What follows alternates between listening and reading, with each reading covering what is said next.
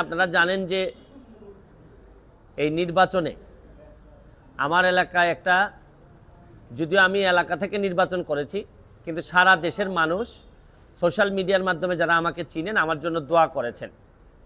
তা আমার ইচ্ছা ছিল যে এমপি হইলে যেসব জিনিসগুলো আসলে প্রকাশ পাইলে জাতির ভালো হয়, দেশের ভালো হয়, এগুলো আমি প্রকাশ করব। আমি এরই ধারাবাহিকতায় আমি যে কাজটা করেছি এটা হচ্ছে কি, এমপি হওয়ার পর জননেত্রী শেখ হাসিনার যে সরকার, এই সরকার আমাকে যা যা দিয়েছেন আমি এগুলা প্রকাশ করেছি। আমি আগে নিজে আমি কখনো জানতাম না যে এমপিরা কত সম্মানী পান। আমি মনে করি এটা লুকানোর কিছু নাই, এটা বললে স্বচ্ছতা হয়। এটা আমি আমার বেতনের কথা বলেছি, আমি কত টাকা বরাদ্দ পেয়েছি।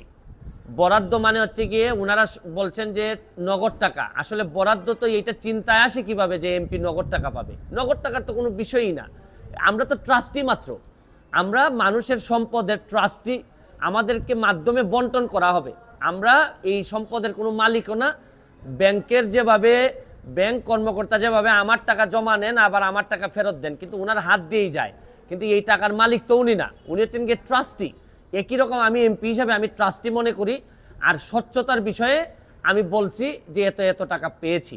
কিন্তু এইটা বিরোধী দলের চিফ হুইপ আমাদের চুন্নু সাহেব, মুজিবুল হক চুন্নু সাহেব, উনি স্পিকারের কাছে, আমাদের মাননীয় স্পিকারের কাছে উনি বিচার দিলেন। তো যেহেতু পয়েন্ট অফ অর্ডারে উনি বলেছেন, আমি উত্তর দেওয়ার সুযোগ পাই নাই। আমার প্রশ্ন হচ্ছে কি, উনি বিরোধিতা করবেন সরকারি দলের, কিন্তু উনি বিরোধিতা শুরু করছেন স্বতন্ত্র প্রার্থীর। এবং কি বিষয়ে বিরোধিতা, উনি তো আরো খুশি হওয়ার কথা যে আমরা আমাদের হিসাব দেওয়া শুরু করছি। আমার জানেন কালকে আমার এত দুঃখ হয়েছে তারাইল করিমগঞ্জের মানুষের জন্য, যাদের কাছ থেকে উনি এমপি হয়ে আসছেন, যে এই তারাইল করিমগঞ্জের মানুষের কি কোনো অধিকার নাই যে এই চুন্নু সাহেব এমপি হিসাবে কত টাকা বরাদ্দ পান এটা জানার? মানে ওনার বক্তব্য ছিল যে কোনোভাবেই যেন আমি ফেসবুকে না জানাই যে কে কত টাকা পায়। আরে আপনি জানেন যে এইবার মাননীয় প্রধানমন্ত্রী জননেত্রী শেখ হাসিনা আমাদের সবাইকে শাড়ি দিয়েছেন এলাকায় বন্টন করার জন্য। এই শাড়ি কি আমি প্রধানমন্ত্রীর উপহার কি আমি বলবো না? মানে আমি কি এটা লুকাই রাখবো? লুকাই রেখে কি আমার কি এটাকে আমি বিক্রি করে দিব? তা আমি বুঝলাম না স্বচ্ছতার মধ্যে প্রবলেমটা কোথায়। আমি যদি স্বচ্ছ হইতে চাই, আমি যদি যে বরাদ্দ পাই এটা যদি আমি বলে দিতে চাই, বলি জনগণকে, তো এইখানের মধ্যে এমপি হিসাবে আমি অপরাধটা কি করলাম? আর আরেকটা জিনিস হচ্ছে কি, আমি বারবারই বলছি এমপি কিন্তু আমার পেশা না। আমার পেশা হচ্ছে কি বিং এ ব্যারিস্টার। আমি এখানে প্র্যাকটিস করি সুপ্রিম কোর্টের আইনজীবী হিসাবে। আর আমি কথা দিছি যে আমি এমপি হিসাবে একটা টাকা হারাম খাবো না, আমার রক্তের মধ্যে হারাম যাবে না। সুতরাং রাষ্ট্রের টাকা, জননেত্রী শেখ হাসিনার সরকারের টাকা, এটা যে টাকা আসবে এটা আমি সবার সামনে তুলে ধরবো। এখন আমার কেন জানি মনে হইতেছে যে মুজিবুল হক চুন্নু সাহেবের হয়তো আমি বলে দেয়াতে সমস্যা হচ্ছে, যে উনার মনে হয় রাজনীতি করাটাই পেশা। এটা থেকেই উনি সব কিছু নির্বাহ করেন কিনা আমার জানা নাই, কারণ উনার আলাদা কোনো পেশা থাকলে এটা নিয়ে উনি কোনো চিন্তা করতেন না। তবে কালকে উনি একটা বুদ্ধি করে কাজ করছেন, বাকি সব এমপিরা ওনার দলে টানার চেষ্টা করছেন যে 349 জন এমপির নাকি বদনাম হচ্ছে। আরে কি আশ্চর্য কারবার! একটা মানুষ এমপি হওয়ার পর তার বরাদ্দ সে বলবে না যে আপনারা জনগণের এই বরাদ্দ আসছে, আপনারা আপনারটা ভাগ করে নেবেন?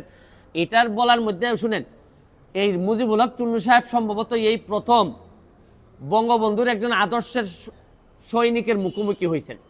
এর আগে হয়তো উনি ওইভাবে মিট করেন নাই, কারণ উনি তো হচ্ছেন গিয়ে একজন স্বৈরা শাসক এরশাদের নেতা।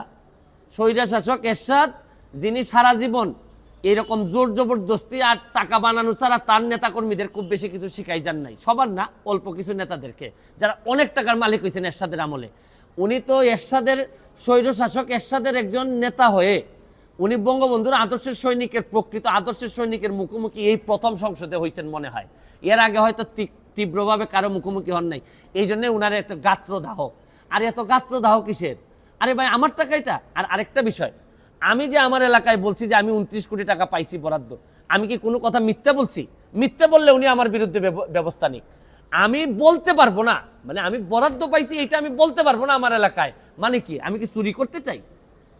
মানে বিষয়টা যদি হইতো যে আমি এই টাকা পাই নাই, আমারে 25 কোটি টাকা দেওয়া হয়েছে রাস্তা বানানোর জন্য, এটা আমার বরাদ্দ, আমি বলে দিব কোথায় কোথায় রাস্তা হবে। আমাকে দেওয়া হয়েছে মসজিদ মন্দিরে টাকা দেওয়ার জন্য 2 কোটি, এটা আমার বরাদ্দ, আমার নামে আসবে, আমি এগুলা দিয়ে দিব কোথায় কোথায় বরাদ্দ হবে। টিআর কাবিকা আসছে আমার নামে, আমি দিব, কোথায় কোথায় বরাদ্দ দিয়ে দিব। আমার শুধু নিশ্চিত করতে হবে এই টাকাটা যেন আমি এবং আমার পরিবার খেয়ে না ফেলে, বা আমার লোকজন যেন খেয়ে না ফেলে। এইটার মধ্যে লুকালুকির কিছু আছে বলে আমার মনে হয় না। আচ্ছা, আপনি কি এখন তাহলে এই যে সমস্ত ফেসবুকে দিতেন, যে সমস্ত বরাদ্দ বিষয়গুলো, এগুলো কি তাহলে দিতেই থাকবেন? ওই যে ওই আপনার সুন্নু সাহেব, আমি আপনার একটা কথা বলি, এর চেয়ে বড় বড় সাহেবদের সাথে আমার দেখা হয়েছে, তাও আমার চরিত্র বদলায় নাই।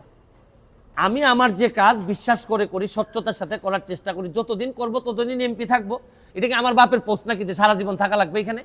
আমার যদি যোগ্যতা না থাকে, আমার চেয়ে ভালো লোক যদি আসে এমপি হবে। কিন্তু আমি যতদিন আছি অতদিন যেটা সাধারণ মানুষের, আমি চুন্নু সাহেবের কথায় আমি এমপি হই নাই। আমি এমপি হয়েছি আমার 7 লাখ মানুষের ভোটে এবং দোয়া এমপি হয়েছি, এবং ল্যান্ডস্লাইড বিক্রি হয়েছে আমার। আমি আমার জনগণকে খুশি করার জন্য যা করব তাই করব। আমি এর বাইরে কোনোদিন যাওয়ার প্রশ্নই আসে না। এটা তো শুনেন, আমাদের তো বলছে যে স্পিকারের কাছে বলেছে যে উনি যেন আপনাকে ডেকে বলেন, যদি স্পিকার আপনাকে ডাকেন তাহলে আপনার অবস্থান কি হবে? অবস্থান পরিষ্কার। আমি আমার যে বক্তব্য আপনাদের সামনে দিলাম, এই বক্তব্য আমার মাননীয় স্পিকারের সামনে দিব। সেম এখানের মধ্যে আলাদা হওয়ার কোনো সুযোগ নাই। তবে আমার বিশ্বাস, এই মুজিবুল হক চুন্নু সাহেবের যে ব্রেইন আর যে অবস্থা, তার ব্যাপারে আমি যা শুনি, তাতে আমার বিশ্বাস মাননীয় স্পিকারও জানেন তার অবস্থাটা কি। যে সে যখন বক্তব্য দেয়, আমি বুঝতেই পারি না কি বিরোধী দলের লোক বক্তব্য দিচ্ছে নাকি না সরকারি দল বক্তব্য দিচ্ছে। মানে এমনভাবে সরকারের মধ্যে ঢুকে আছে এই ভদ্রলোকের বিরোধী। আরে ভাই, সবসময় সরকারি দলের সাপোর্ট করার জন্য তো মাঝে মধ্যে বিরোধিতা করতে হয়। বিকাশে কম খরচে ক্যাশ আউটের লিমিট বেড়ে 50,000, প্রিয় এজেন্টও 2টা।